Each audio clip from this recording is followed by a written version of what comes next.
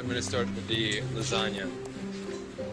For the noodles, we have marinated zucchini, fresh oregano, and thyme. It's getting layers of pistachio basil pesto, sun-dried tomato marinara. Dinner time. The sights, the smells, the tastes of foods we are fond of. They are like old friends, foods we have grown up with, that are central to our social experiences and part of the pleasure of our daily lives. Food is a love we all share.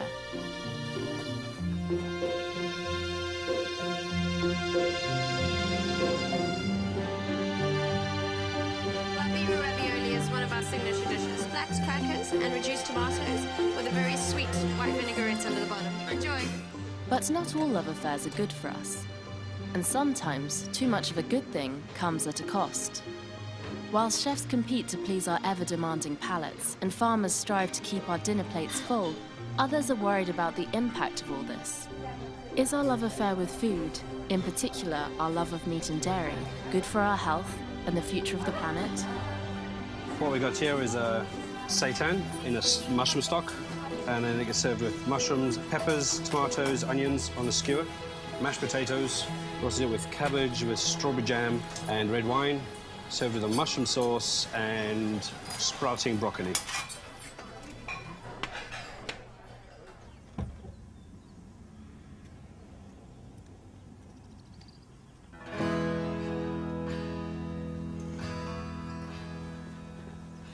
I got into nutrition with certain ideas in mind, more or less the same as what the public tend to have. But I've been around quite a little while, seen a lot of things. Had a research program at Cornell University and Virginia Tech for many, many years. For about 20 years, I was on various and sundry expert panels in Washington and London and helping to write national policy. And I have to tell you that my views today are dramatically different than what they were 51 years ago.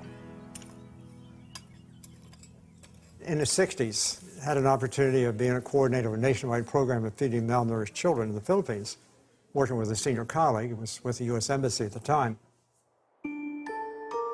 I went to the Philippines to help to deal with the childhood malnutrition problems. In my early days, I was enamored with the idea that protein was very important. In particular, animal-based protein from animal sources. And so when we went to the Philippines, of course, we were interested in making sure that Philippine children got enough protein. My surgeon colleague told me one day that he was operating on children 4 years of age and younger for primary liver cancer. This cancer almost entirely occurs in older people, not in children. I started asking around and I got the impression, mostly an impression, I got the impression that the children most likely to get the liver cancer were coming from the few families who were consuming the most protein. You can understand, that's a stark contrast to what I believed. That's why I wanted to do the research.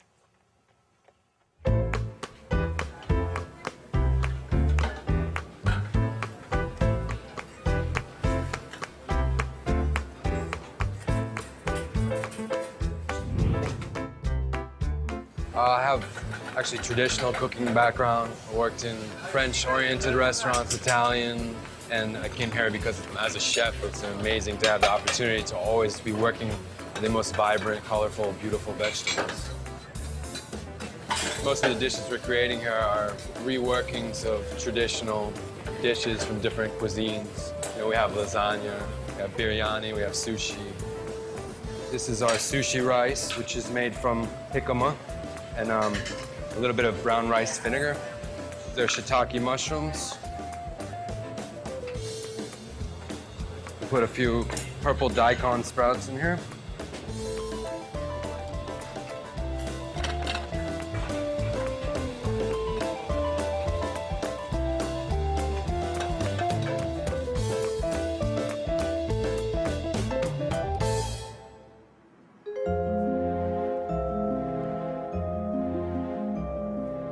I grew up on a kibbutz in Israel. I had a beef cattle ranch farm operation, and I was certain that my life is going to be feeding cows. At the university, I fell in love with applied mathematics and spent the next 15 or so years doing nothing but traditional geophysics. It dawned on me that I can combine my agricultural past and my geophysical present into a single line of research that addresses the integrity of the natural environment.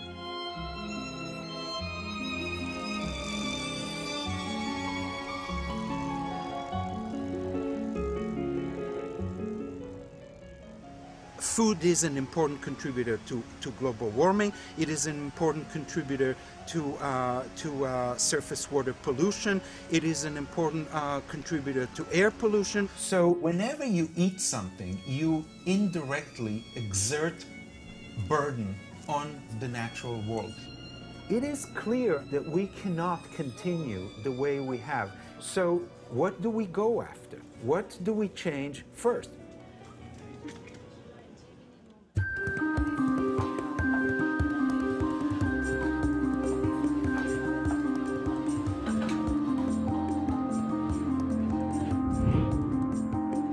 I would say the most important ingredients for this kitchen, organic fresh vegetables, I think is, of course, probably the most also important ingredient. All our produce that we use here is sourced locally, as organic as possible.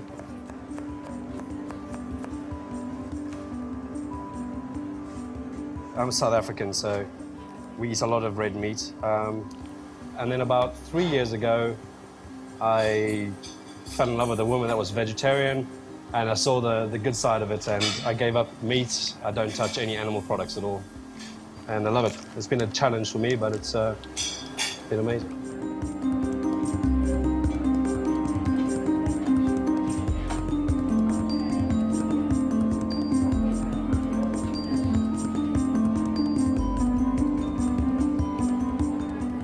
Okay, this is my favorite dish on the menu. Root veg tart. We've got the tart shells here, which we make up every day. We do about 40 of them a day. The bases of them are buckwheat and all the root veg you can think of in England. Turnips, swedes, carrots. And then we'll fill it with cashew spinach cream. And then we'll top them with herb tomato.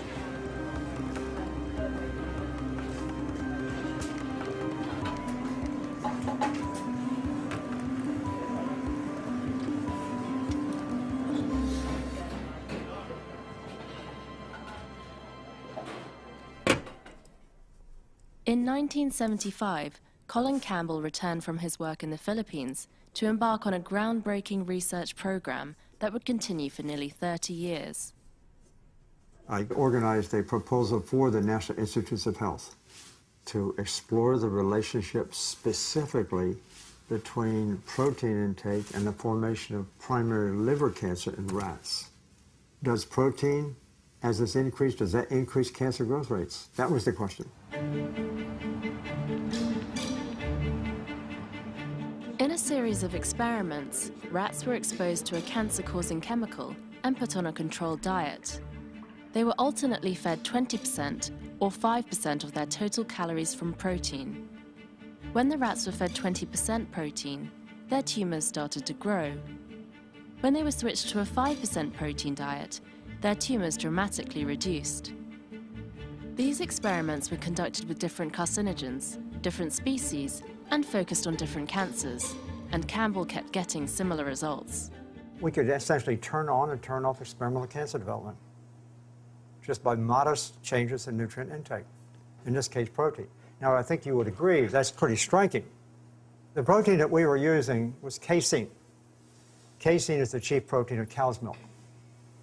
Oh my gosh, I mean, I'm talking about something here very sacred now. In contrast, if we use soy protein or wheat protein, even when we were feeding it at the higher levels of 20%, we couldn't turn on the cancer. Campbell's experiments showed that in rats, protein from dairy products promoted cancer growth, but protein from plants, like soy and wheat, did not, even when fed at the same level. All plant proteins are somewhat limiting in certain amino acids. And so he said, okay, wheat doesn't turn on cancer, for example, wheat protein. It misses an amino acid called lysine. Let's put the lysine back in there so that its amino acid profile is like the casein. When we did that, we turned on cancer. From that perspective, it was a good hypothesis to say that animal proteins as a cluster, as a group, promote cancer like casein did, as opposed to the plant proteins. This is striking for me because I came from a dairy farm, and I milked cows until I went away to school.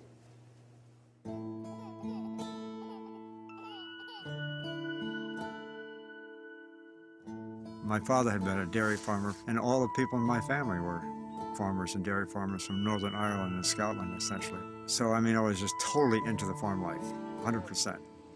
We butchered our own animals, we collected our own eggs, I did some fishing, I hunted.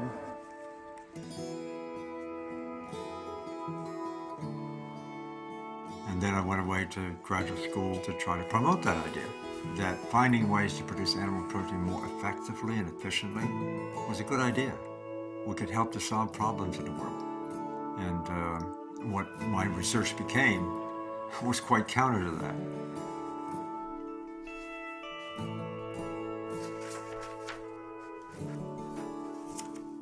It was hard to just accept the animal studies and then turn around and say something really major about human health. But we could not have done this study in humans. Impossible. Absolutely impossible. It's like tobacco smoking and lung cancer, for example. We've never really done the study to take a group of people and say, you smoke for the next 10 years. You smoke as much as you possibly can.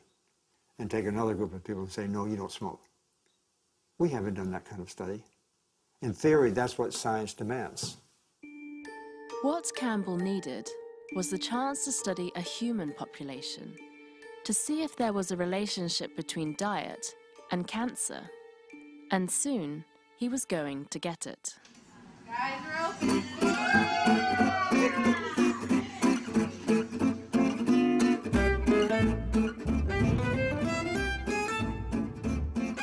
I have sensitivities to dairy, and there really wasn't anything out there for me to have, and especially no bakery for me to go to.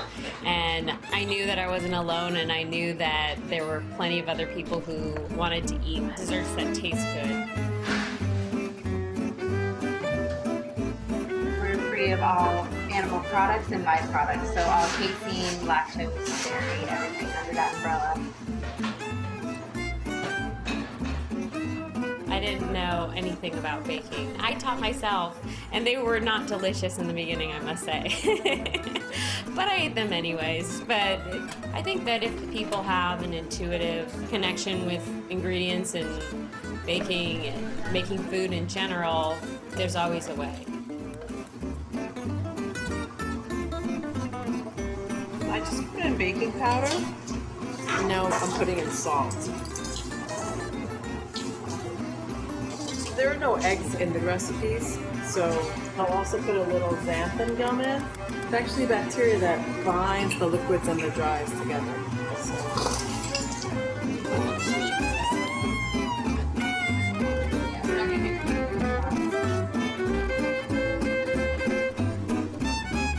People who come in and they're really skeptical because of, oh, there's no sugar in this, there's no, well, what's in it, no flavor, and it's just sort of, you just sort of coax them into, well, just try it, and then I don't have to talk anymore, because you put it in your mouth, and then they're like, oh, okay.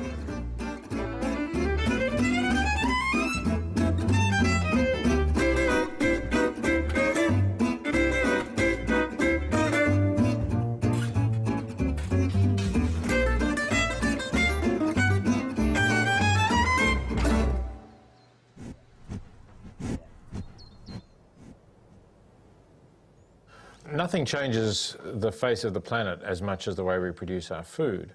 And since that has such a big impact on the environment, on other people, and of course on billions of non-human animals, I think you have to think of this as an ethical issue. You have to think of the choices that you're making in terms of what you eat as choices with ethical consequences. And so I think that's why we should regard this as one of the central ethical issues. After all, it's something we all do, 2 or 3 times a day. In 2006, Pam Martin and I compared the average American diet, purely in terms of greenhouse gas emissions, to alternative diets. Gidon Eshel wanted to identify which diet has the biggest impact on global warming. The average American diet consists of plants, eggs, dairy, poultry, fish, and red meat. The most significant greenhouse gas associated with the production of food for this diet is methane. Cows are ruminants. Methane is a byproduct of that. They burp it, mostly. Some of it comes the other end, but most of it comes through burps. A poultry diet is made up of plants, eggs, dairy, and chicken or turkey. Poultry is a pretty efficient little animal, but there's the CO2 just related to fossil fuel combustion. In addition to that, chicken or turkey manure undergo chemical decomposition that results in the emissions of nitrous oxide to the atmosphere. A lacto-ovo-vegetarian diet consists of plants, eggs, and dairy. Interestingly, poultry diet is actually superior to lacto-ovo-vegetarian. The reason for that is that lacto-ovo-vegetarians have been shown to eat more animal-based dairy and egg in their diet. Eshel compared the average American diet to a diet completely based on food from plant sources. If you eat the mean American diet, you are responsible for the emissions of 1.5 tons of CO2 equivalent, above and beyond what your fellow plant eater is responsible for. To put this in perspective, if you switch to the most efficient car in the market, that switch will result in the reduction of your emissions by 1 ton.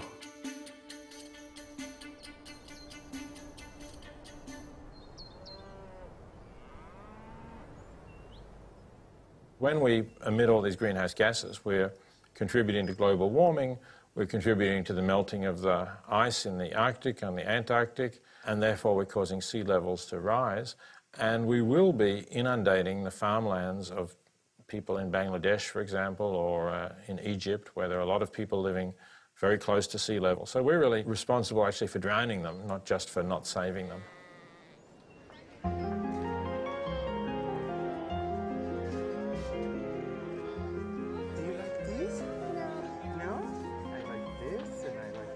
This mommy likes a lot.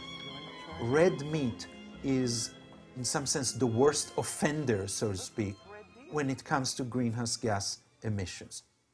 At the same time, other forms of animal-based foods, while superior to red meat, are not as advantageous as plant-based foods still. So you have plant-based foods here. They are the least environmentally impactful. You have red meat here, and that's the most impactful. And you can ask yourself, well, where are my choices located? Some people think that plant-based food is a bit boring. We like to prove them wrong.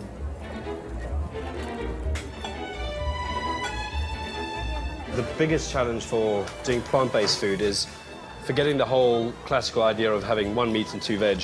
You've only got the veg, so you've got to try and make the whole dish the centerpiece. Nice one, straight up. When people come in and they're like used to eating meat, they don't know really how to expect, and they sort of think, oh, it's just like a light salad all the time. You know, when they have the food, they're like, the texture, the flavors, like, they're like, wow, this is amazing. Sometimes they don't even know that there's absolutely no animal product. They just like absolutely love it, and the herbs and everything, so it's really good.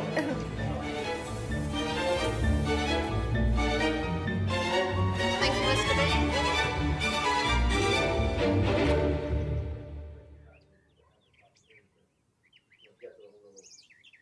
Professor Campbell spent years investigating the connection between dietary protein and cancer promotion in rats, but wasn't sure how far his discoveries applied to humans. Even if I was pretty confident in the applicability of the animal study data for the human population, my colleagues wouldn't agree with that. They would want to see, more confirmation, especially with humans. And for me, that's entirely reasonable, because that's the way I think too.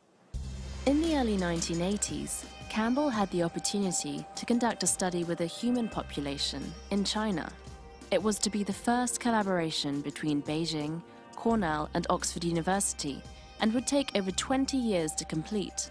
The study was highly acclaimed at the time by one of the world's leading epidemiologists, Sir Richard Doll. This remarkable work, which Dr. Campbell initiated, really was making use of the fact that China was the last medical frontier to cross and to where one could discover new things. In the 1970s, there was a systematic survey of who died of what all over China. And every disease that was common in one place was rare somewhere else. You could find one county where more than 10% of the men would die from liver cancer. Then you could go a few hundred miles away and you'd find that less than 1% of the men would die from liver cancer. You could do the same with cancer of the throat. You could do the same with having strokes, death from stroke. Every disease that is common in one place is rare somewhere else, and that means that all of the diseases that are common in China, or at least the diseases of middle age that are common in China, are largely avoidable by some humanly practicable way of living. And so the next question was, well, how are they going to be avoided? And that's where the collaboration between Beijing, Cornell, and then Oxford came in.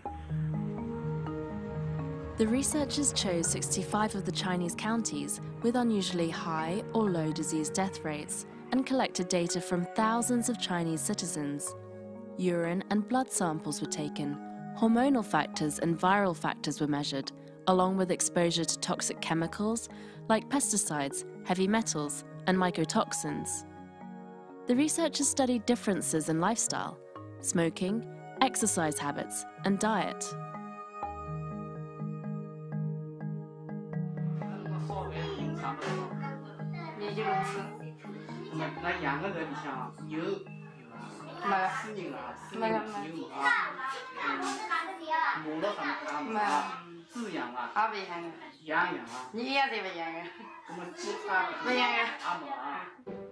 Laboratories around the world analysed the data, and over the years the findings were published. Studies looked at the relationship between, for example, fat and breast cancer, or between colon cancer and fibre.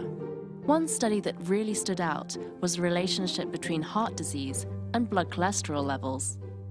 We in the West regard heart attacks as just a sort of normal thing. It's what happens when you get middle-aged, you have a heart attack, and I mean, maybe you could do something about it, but anyway, it's normal for the heart to degenerate. At least that's how we think about it, and it's not normal. And it's the Chinese experience that shows that it's not normal.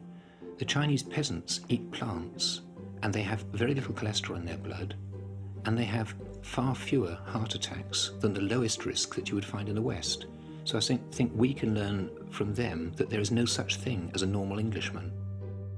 I mean, trying to say what's a normal cholesterol in America or England, it's like taking lots and lots of people who all smoke cigarettes and then saying, well, what's a normal smoking habit? Well, I suppose you'd say a normal smoking habit is 15 or 20 cigarettes a day, but of course really a normal smoking habit is not smoking. You know, humans were not evolved to smoke cigarettes.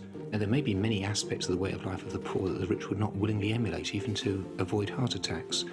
But if you eat the sort of food, which is based mostly on plants, then you'll have very few heart attacks in middle age.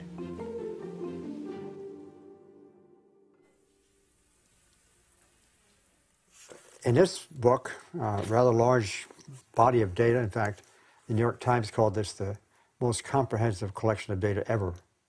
And I think it was, and may still be in some ways. We collected data so that we ended up with a total of 367 items of information, as we call it, or variables. We had about 4 dozen different kinds of disease rates.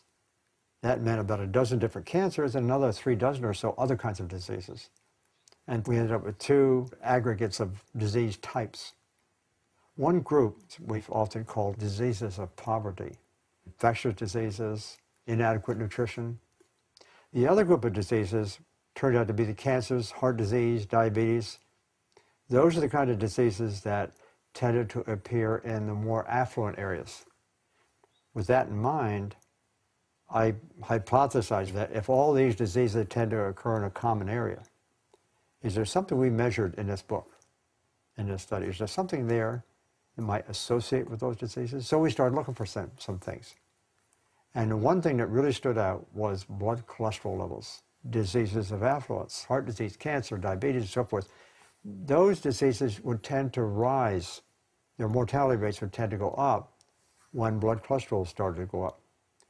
And so we found as cholesterol would go up like this, it was highly associated with the consumption of animal-based foods, animal protein. It would tend to go up when more animal protein was consumed. It tended to go down when more plant protein was consumed. So there was sort of a signal. But there was a signal. This led to this. The evidence from the China study was a major turning point for Campbell. It led him to investigate the work of other researchers on animal and plant-based diets. Recommendation number 1. And this was the one that said, eat a plant-based diet. First one that said that.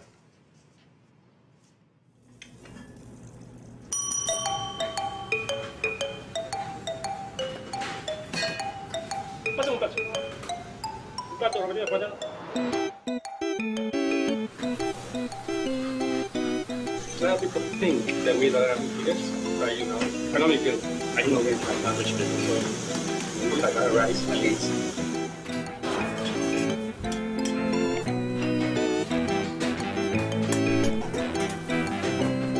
For 20 years, I became vegan. As you can see, we have just regular mashed potatoes with garlic and onion. We have the seitan, onions, with the tomato paste. We have some cauliflowers. And we put this really, really rich mustard gravy. We had like a 1/3, a little bit of arrowroot, vegetable broth. Greatest plates. Depending on the season, you get used to use research a lot. Like right now, we have some purple cauliflower, which is great. They give you like extra color. We have one cauliflower, so this one of dishes, like signature dish. And we have like purple cauliflower and yellow cauliflower. That is only in this season. That's beauty of it.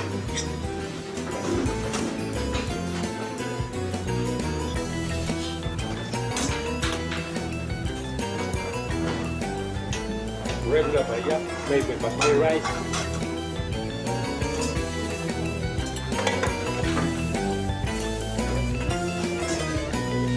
As you can see, a lot of vegetables, but it's not just rice.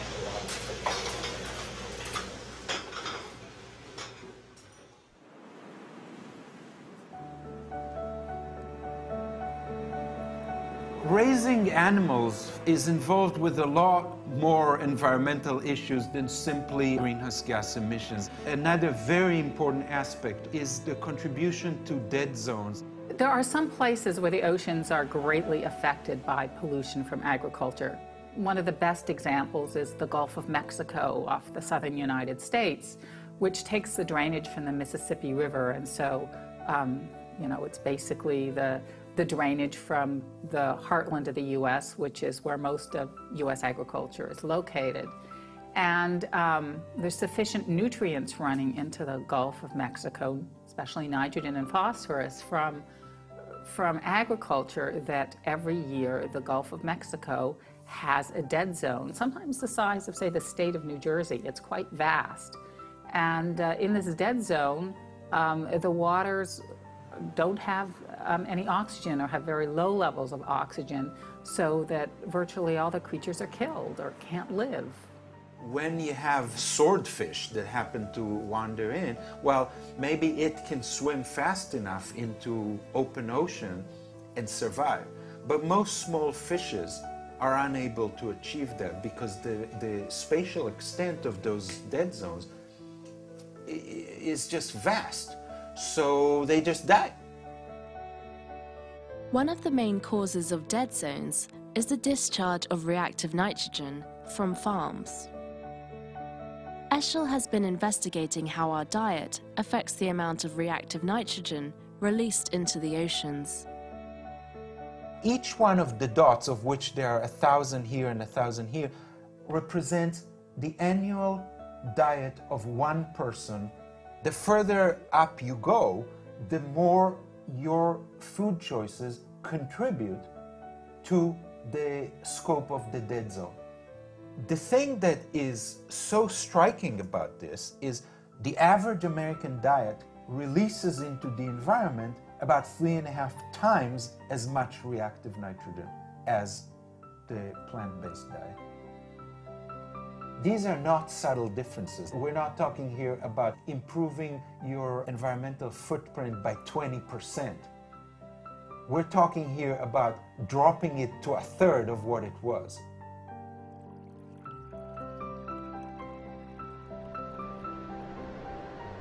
Arguments about the oceans being limitless so we can't harm them are a bit like the old-fashioned arguments that have to do with air pollution. Well, we'll just build taller smokestacks and the pollution will go up so high in the air that we won't have to worry about it. And now, of course, we know that that's rubbish. If you build taller smokestacks, the pollutants are still there. They still affect us. So, you know, we have to treat the oceans as an integral part of our planet, too, not just some vast dumping ground. The large-scale problem of reactive nitrogen discharge into the environment has to do with the cows and manure management problems, and the effluent from a perfectly organic large-scale feeding operation will contribute to the scope of the dead zone as effectively as the effluent from a conventional large-scale feeding operation.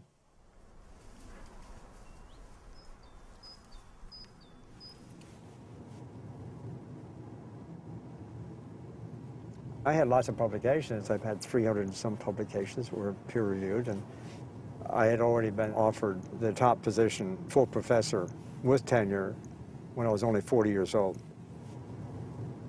I had everything I wanted. I mean, I didn't need a promotion. And I knew that if I started to follow what I believed to be true, my professional reputation was going to take a hit. But science is supposed to be engendering debate. So it was a matter of the truth. It was what the evidence said. Do I believe this or I don't believe it? After decades of research in his own laboratory and in China, Campbell began to study the findings of other researchers who were investigating the relationship between diet and disease. I think this study here is perhaps one of the greatest studies, most important studies of the last century. It was done by a man by the name of Dr. Caldwell Esselstyn, Jr.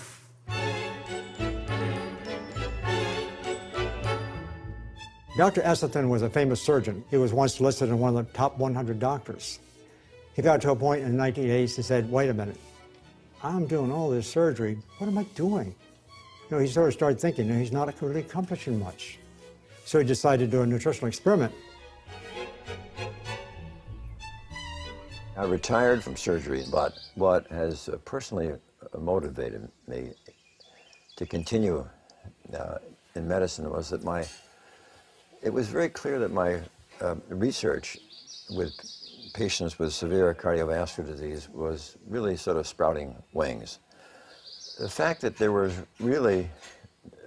very little else of this type of research going on made me feel that it was just too exciting. If you were a cardiac surgeon today and you want to go to rural China or Central Africa or the Tarahumara Indians in northern Mexico and earn a living, forget it. you better plan on selling pencils. There is no heart disease there.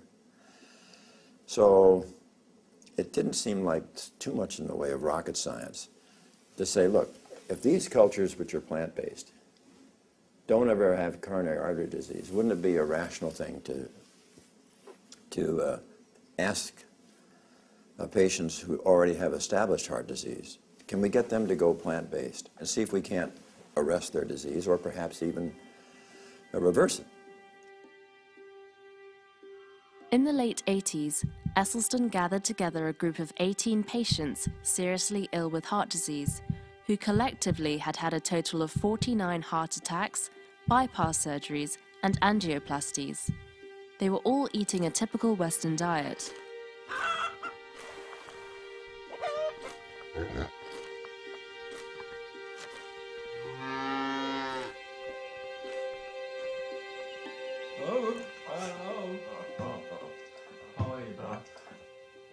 Anthony, how you doing? Good. You look great.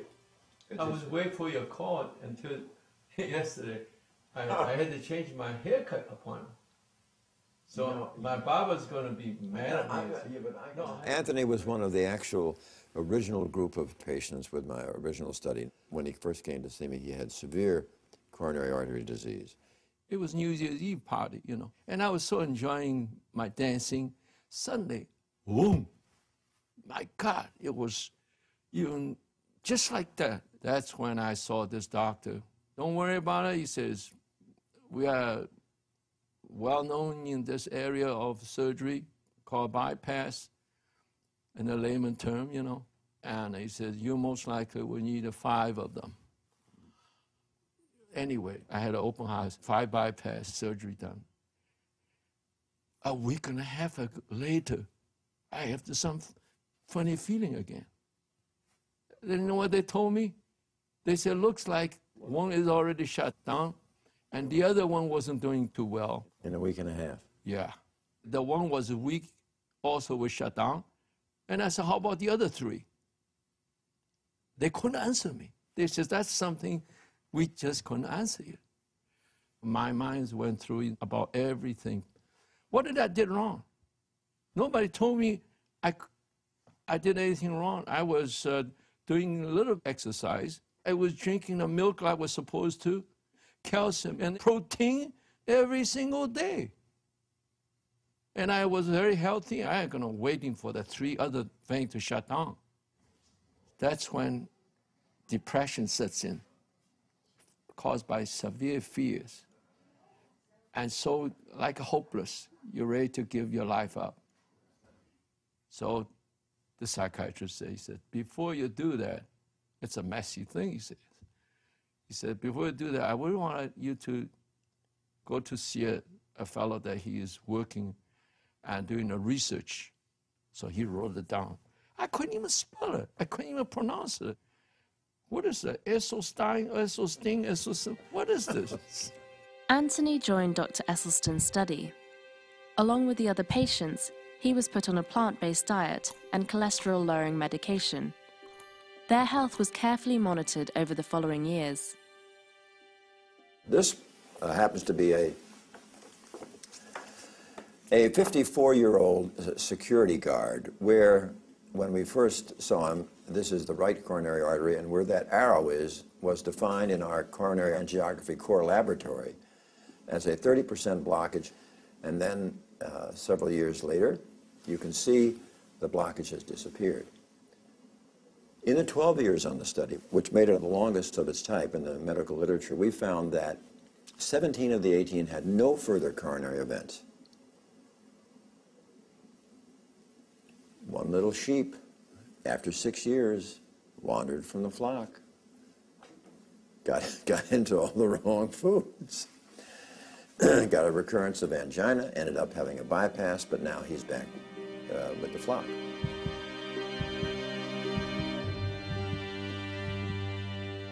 I don't really know how to explain that, other than I'm walking with my 2 feet, I sleep normal, and about my life, I'm looking at you beautiful girls, I get excited like a teenagers, and normal. Isn't that normal or not? But nobody even knows that in 2 more years I'll be 80 years old. You know, they should be thinking about setting me aside, but no. Except I didn't still continue to lose my hair, and I want to ask you about that too. I know. I'm still alive. That's the important thing, though. Now, I want to clarify something. As I mentioned it, this was a very, very intensive shepherding of these people in the early research group. And that was sort of, I think, at least I felt it was essential, whether so that we could find out whether or not we could actually demonstrate proof of concept, namely that you are able, through appropriate nutrition, to not only halt but to arrest this disease. So want to walk out to the garden? Yeah. Where are the cows today? Oh, no, that's not the herd. Because they'll be coming in pretty soon. Professor Eschel has come to visit Martin Ping, who runs a small-scale organic farm in upstate New York.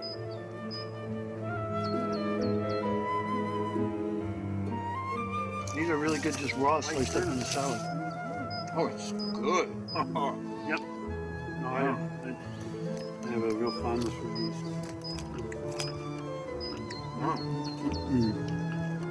That's still good. Yeah. Actually, here too. For sure. Well, I know which way I'm walking home tonight. I have to stop and get a little feta cheese. And I have a hankering for green salad, or for Greek salad. I actually will admit that. Oh, here comes the girls. Professor Eschel has been investigating how this small-scale organic farm compares to a large-scale organic farm in terms of its contribution to oceanic dead zones. You can measure the composition of the water entering the system over there, which we did. And you can measure the composition of the water exiting the system over there. And you can see that the effluent coming out of these farms is dramatically better than the effluent coming out of an industrial scale farm. This is my commute to work. Some people wade through traffic and I wade through a stream. It's really awesome. I love it. The reason why this small-scale farm is better in terms of the amount of reactive nitrogen released into the oceans is because it uses the land less intensively.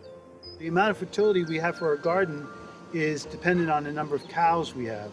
The number of cows we have is dependent on the amount of pasture land we have in order for those cows to have a grass-based diet without having to import any kind of feed or supplement for them. So you have this system. We would say you actually couldn't have long-term sustainable vegetable garden without having the animals for the fertility, some animals. Let's take a look at this. This is the essence of it all. Cow cake. There is no industrial process that can have such a perfect balance of the nutrients as we see here. So that's why cows are really, really essential. It's black gold, farmer's gold. The way modern conventional agriculture works is high input, high throughput, high output. Hawthorne Valley and small-scale biodynamic or organic farms offer an alternative to that. They readily accept lesser throughput, lesser output, lesser productivity, producing almost no reactive nitrogen discharge into the environment. Small-scale organic farming may help to save the environment, but to feed the world, we will have to change more than just our farming practices. There's a heck of a lot of people to feed in this world. If industrial agriculture isn't going to be able to do it, and the small niche farming as it stands now isn't going to be able to do it, but if you extend that to how you see your diet, how much of your food is vegetable and grain, if the meat is a small part, the equation would change quite a bit. I don't remember ever eating anything so tasty. Yeah.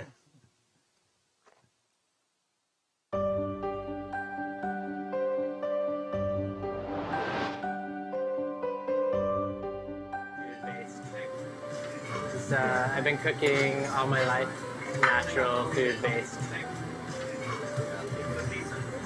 You'll have to excuse me, but I do have a couple of tickets up.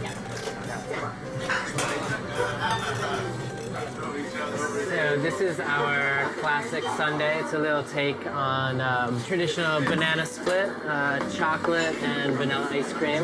It's our ice cream, dairy-free, and its base is cashew and young coconut meat, agave, vanilla, touch of salt, and water. The cashews and coconut meat is what gives it its creaminess. And then it's just a matter of flavoring chocolate syrup and some candied almonds with a little bit of salt and some agave nectar. We use a lot of agave nectar. It comes from agave cactus, probably more commonly known for making tequila, but it has a great raw application. Is that going to satisfy someone who's used to a dairy? Definitely. Amazing texture, that rich, creamy texture that you're going to find in the best of the dairy ice creams without so much guilt.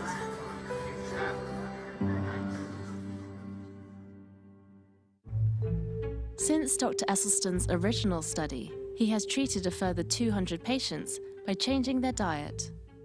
The stents, the angioplasties, and the bypass surgery can be absolutely life-saving. The challenge to us as a profession is to do what we can so that the illnesses that today are requiring surgery never get to that point. This happened to be a young physician, 44 years of age. He had a heart attack, and you could see this artery suddenly gets to be moth-eaten and diseased. This was narrowed over such a long segment that he was not a candidate to have these stents just stuffed in one after the other. And it was too far down the artery for a bypass operation, so I said, you know, why don't you consider going plant-based? And he said, okay, I'll do it, but I'm not going to take any of these cholesterol-lowering statin drugs. I don't trust them. There's too many side effects, I feel. So I said, not a problem. So he just did it. And 30 months later, he had a repeat angiogram, and as you can see over here, it's completely resolved. Obesity can contribute to this, and metabolic syndrome can contribute to it. But that doesn't spare the patients who are slender. I mean, we treat many patients who are slender. We treat many actually fascinating athletes. I mean, athletes who run marathons, and yet they're crumbling from disease of their arteries because of the horrible food they're eating. This is not to discredit exercise. I mean, exercise is a marvelous bonus. When you embark in research where everybody is extremely skeptical, I mean, God, how in the world can food have the kind of medicinal value when we have all these sophisticated drug companies? There's a certain competitive spark that is lit. It's the challenges in life that are exciting.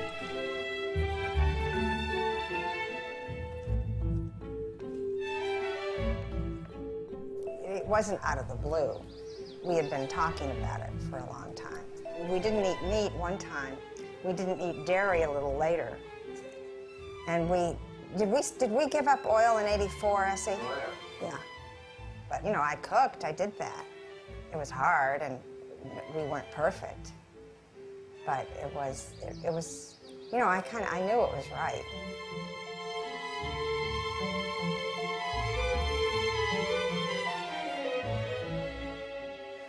What is agreed in the scientific community is that the initiation of cardiovascular disease, heart attacks, coronary artery disease, is that the magnificent carpet of endothelial cells that lines our blood vessels becomes progressively injured. And really, it's only in about the last 10, 15 years that we understand, in hindsight, why it was that our program was working even earlier than these discoveries have shown, namely that we now know that certain foods will injure the endothelial cells. Processed oils injure endothelium. Dairy products injure endothelium. Meat, fish, chicken, animal protein injures endothelium. It seems so logical in patients who are severely ill with what is an endothelial disease to take away all the products that are causing their endothelial disease. I have not heard any of our most severe critics say we're penalizing or injuring the patient. Even many of our greatest critics agree this will work, but it's only the rare patient who'll do it. Nonsense. Give them a chance and they absolutely rejoice. About a year ago, I started noticing symptoms that were consistent with heart disease, and the doctor really wanted me to go into the hospital and have a catheterization. I asked that they step on the brakes a little bit before we did that, and so I could consult Dr. Esselstyn. I wanted him to go in and have a catheterization. I wanted him to go through the procedure. I was scared for him. And he's off on his, I'm thinking, he's off on this crazy thing. Oh my gosh. We are both in our 50s and we have children and grandchildren, and I want to see them grow up. We all agreed that we would try Dr. Esselstyn's program before I actually went in for any surgery or procedures. I was a meat and potatoes person. Most of the time when I ate my vegetables, they were covered with butter and cheese. We stopped all of that all in one afternoon. And went grocery shopping. And yes, we went grocery shopping. Tell them about your stress. Okay. Dr. Esselstyn, we're anxious to see some quantitative number as to my improvement. So I scheduled the second stress echo test, started walking. Bottom line is that I doubled the amount of time that I spent on the treadmill. Of course, my cholesterol's way down. My blood sugar's normal. I had high triglycerides in the past, and that's dropped. And after 9 months on a plant-based diet, I still have heart disease, but I'm making great improvement.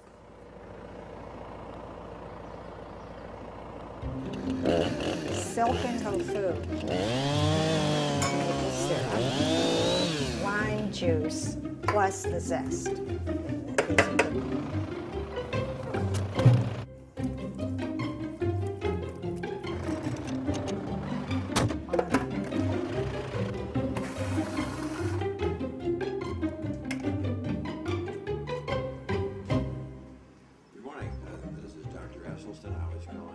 None of this could have happened without Ann, because I may tell them the why of their disease.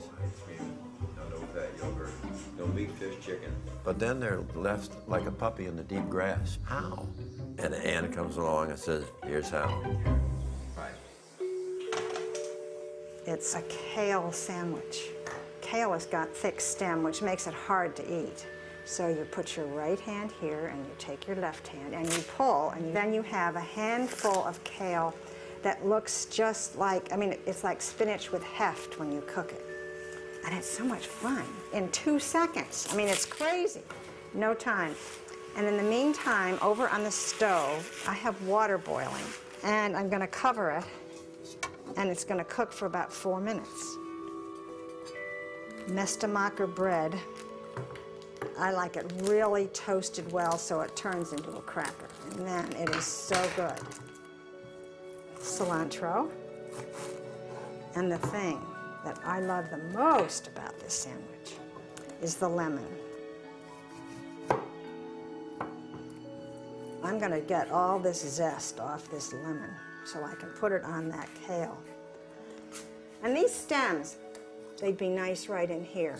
You can do anything with them.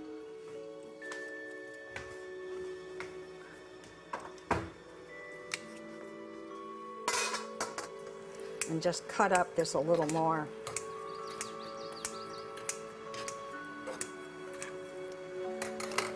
it's ready. Let it all drain out here. It's with lemon zest and lemon juice. Makes everything taste so much better without any fat. Okay, let's see about this toast.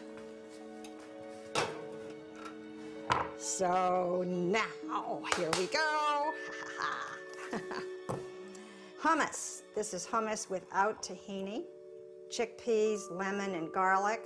There's no oil in this, so you can just slather this on nice and thick. So we love that. And then I'm going to sprinkle some green onions and some cilantro. You can use parsley instead. And then my lemons. And I cut them in little pieces. Essie makes me so mad. He does not like lemon in his, so I will leave his without. Handfuls of kale on top of here. It looks crazy, and you will not believe how good it is. I'm gonna just sprinkle a little of lemon pepper on top. That's ready to go after I cut it. Okay, kale sandwiches.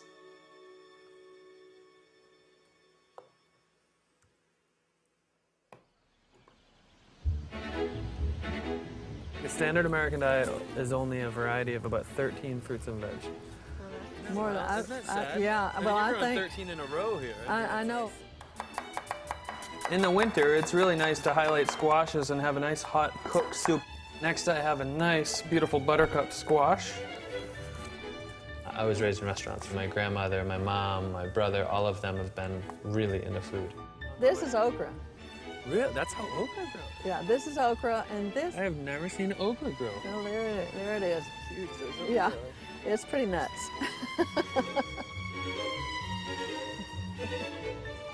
I was looked at as the black sheep for a long time because I was on this quest of health. Oh, I must be on drugs, I must be completely crazy because why is he eating just plant food? Take a bite of that, Chad. Oh my gosh. Yeah, my grandma would make an escarole soup that was so nice. Oh, it's great. It's great for escarole. It wasn't until a few years ago that I started opening my own restaurants that my family was just like, oh, maybe he is doing something right, you know? And especially when they visited the restaurants. What are you making? I gotta make dinner. You need my help? No. Sorry, I babe. figured. When I cook, it's very predictable. And the house is a mess. If she's making something with flour, it's Yes. flour all over the place. And my daughter is very frustrated. When is Papa coming back home? When is he gonna start cooking again? Right before it's finished, I'm gonna add some parsley in there. And this is just a nice, comforting Sunday afternoon soup here.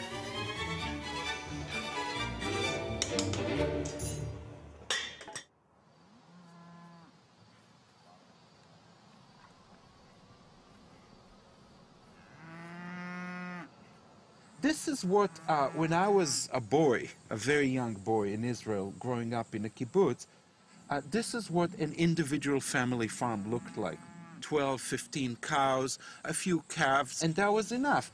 But I don't think, I could be wrong, but I don't think that this represents the new way we will feed the masses.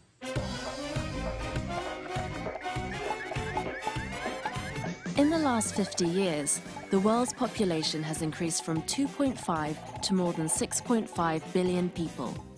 And as the population grows and demand for animal products grows, more and more land is needed for food production.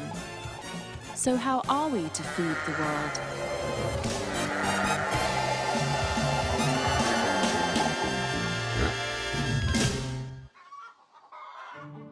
In the last few decades, we have turned to industrial farming for the solution. Well, one of the oldest arguments in favour of industrial farming is that we needed to feed a growing population. It's also one of the most fallacious arguments because industrial farming reduces the amount of food available for human consumption. It doesn't increase it.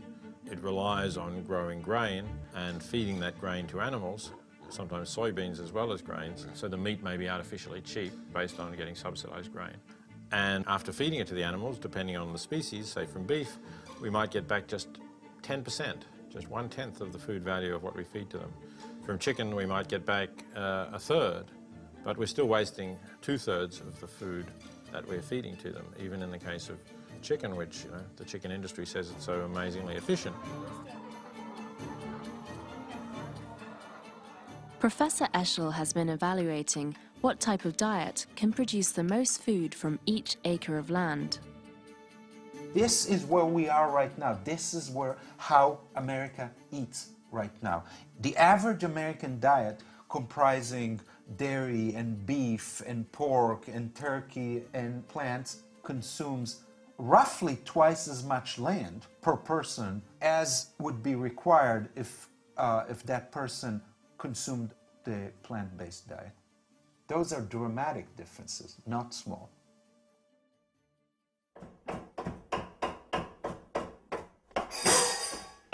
Lila, you okay, sweetie? Yeah, I have soup. Soup is good. Most people can have no larger spatial effect than their dietary choices. Most of us do not clear-cut vast swaths of forest or plow vast fields. What we do is we consume food, thereby contracting to others those activities. Full. Full. Ah. So good. Every acre devoted to food production is an acre unavailable for wildlife. Biodiversity losses, and especially extinctions, are forever. That's it. Once you lost a particular species that took tens of millions of years to evolve, you lost tens of millions of years of genetic knowledge.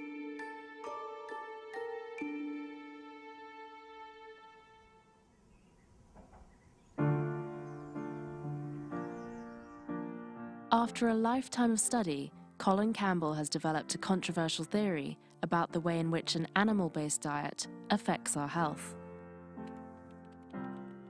Meat and dairy and other animal-based foods do not initiate cancer. I have to go back to the model for cancer. Cancer gets initiated, which involves chemicals or viruses attacking the DNA. That's where the cancer starts. These kind of foods do not initiate cancer in that sense. What they do is they have all the nutrients and other factors in there that create the condition, the culture, for the growth of these cancers. It creates the condition for the rise of blood cholesterol, and it creates the condition for the development of basically atherogenesis, leading to heart disease. In other words, these things and these kind of foods are actually like fertilizer.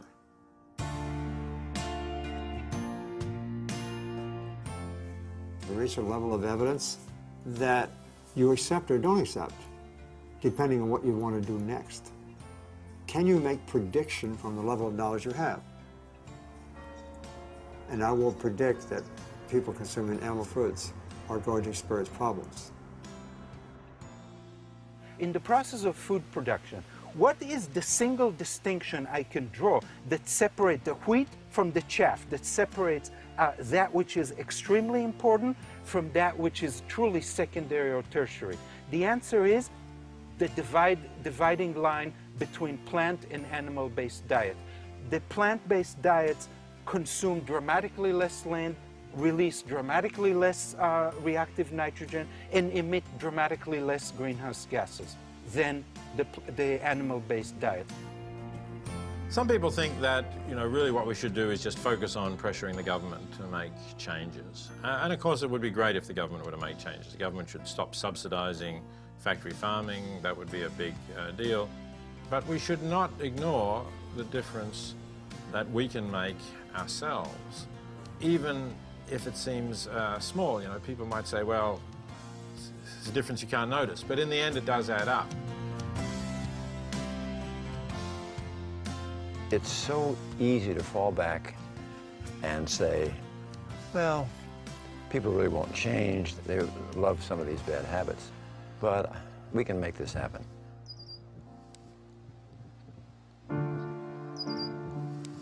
decade, the paradigm will change. Maybe less. Science enjoying such a status in our society. You know, people rely on science, and we're paid. You know, we use the public's money to do the things we do, and so I think we have a responsibility to go back and tell them. Policy people always wanting to pull back. You know, don't say what they really believe, because it would have upset the industry.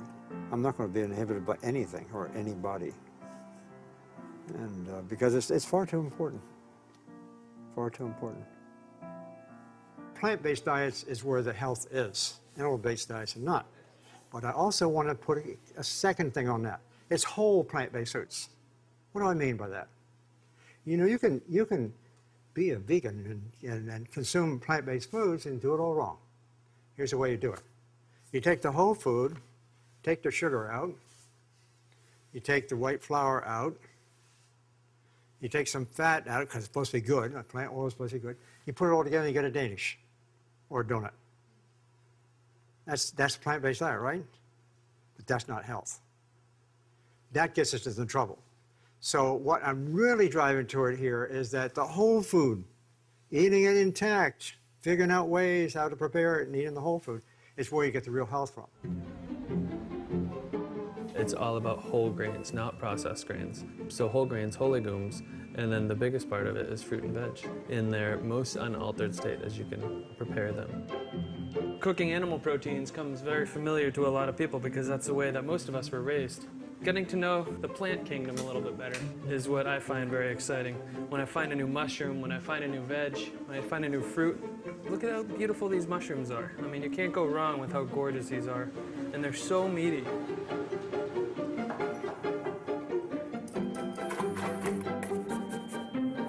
Shifting the way we think about vegetables, making vegetables as the center of the plate rather than an animal product, or just reconfiguring the plate. If you're going to eat animal products, have a little bit smaller portion, add much more vegetables to the plate. We're going to make some seitan. Seitan is a wheat protein, whole wheat flour. All right, then I have nutritional yeast. I have some onion powder, a little bit of chipotle seasoning, some veg stock, Marcello wine. The sweetener, I'm using a little bit of maple. And I'm not using oil in this, so I want to cook it in a liquid. Delicious on their own. Seitan is done now. It's a great substitution for a roast. If you're going to have a roast dinner, that's just so nice. Some lettuce, tomato thrown in a wrap. You can throw some barbecue sauce on it, throw it in a sandwich. Get on some stuffing. We have a little bit of mashers. Get some of that seitan roast. And serve some of this gravy, piping hot gravy. It's a holiday feast right there.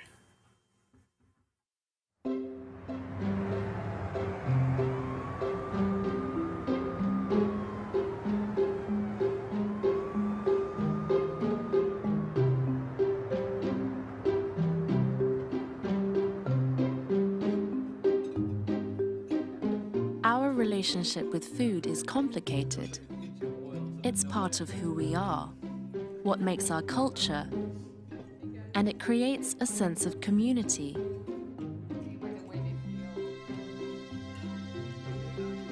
But really, food is a choice. And every one of us can choose to repeat old eating habits or to make the next dinner a new one.